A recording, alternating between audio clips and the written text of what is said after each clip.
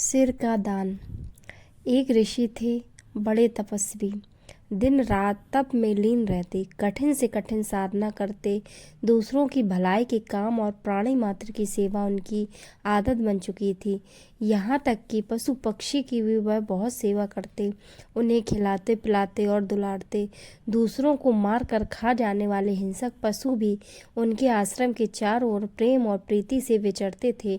सभी पशु पक्षी उनके वात्सल्यमय प्रेम से इस प्रकार प्रभावित थे कि वे अपने स्वाभाविक बैर भाव छोड़कर परस्पर मिलजुल कर रहते थे। महर्षि दधीचि अपने आश्रम में विराजमान है। चारों ओर मंत्रोच्चार और वेद पाठ हो रहे हैं। हवन कुंडों से स्वाहा स्वाहा की ध्वनि मुखरित हो रही है।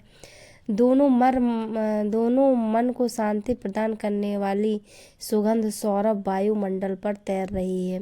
आश्रम के चारों ओर घने वृक्ष और लताएं मंद हवा में डोल रहे हैं। चारों ओर मन भावने रंग बिरंगे फूल खिले हैं। शांति और सुरभिमय वातावरण, जीवन में आनंद घुल रहा है। अचानक अश्विनी कुमारों का आगमन हुआ। उन्होंने आते ही महर्षि दधीचि के चरणों में प्रणाम निवेदन किया। महर्षि बोले, पधारिए अश्विनी कुमारों, आज मेरे आश्रम के अहोभाग्य है कि आप जैसी दिव्य विभूतियों के यहाँ चरण पड़े।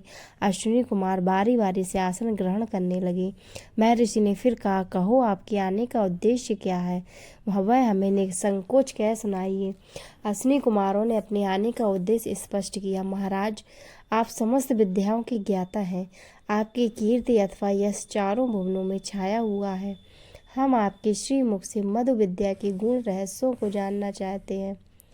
महाराज, जिस प्रकार घोर अंधकार में विद्युत के कड़कड़ाने के बाद मूसलाधार वर्षा होती है, उसी प्रकार अविद्या के अंधकार में मधु विद्या के उपदेश के बाद मानव जाति की अंतरात्मा में शांति की वर्षा होगी। हमारा तो कल्याण होगा ही, जग का भी कल्याण होगा। दधीचि ने उन अश्विनी कुमारों को संबोधन करते हुए कहा, इंद्र ने इस विद्या के रहस्य को किसी को बताने से इनकार किया हुआ है, किंतु आपके मन में इनके रहस्यों को जानने की जिज्ञासा है, तो कोई न कोई उपाय तो किया ही जाना चाहिए। उन्होंने कहा, हम आपका सिर इस प्रकार का बना देंगे कि इंद्र आपको बिल्कुल पहचान नहीं पाएंगे। अश्विनी कुमारों ने दधीचि का सिर काटकर अलग रख दिया तथा एक अश्व का सिर, घोड़े का सिर उसके स्थान पर लगा दिया। दधीचि के अश्व के सिर से ही जिज्ञासु शिष्यों को मधु विद्या के रहस्यों का उपदेश देना प्रारंभ किया। जब वे उपदेश दे चुके तो इंद्र ने आकर बिना देखे वाले उनका सिर काट दिया।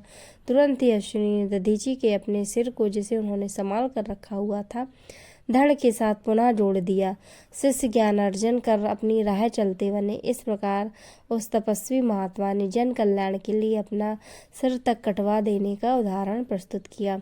निस्संदेह इस प्रकार का त्याग ही मानव समाज का कल्याण कर सकता है। दोस्तों, कैसी लगी हमें स्टोरी, हमें कमेंट सेक्शन में बताएं और ऐसी स्टोरियां सुनने के लिए इस चैनल को सब्सक्राइब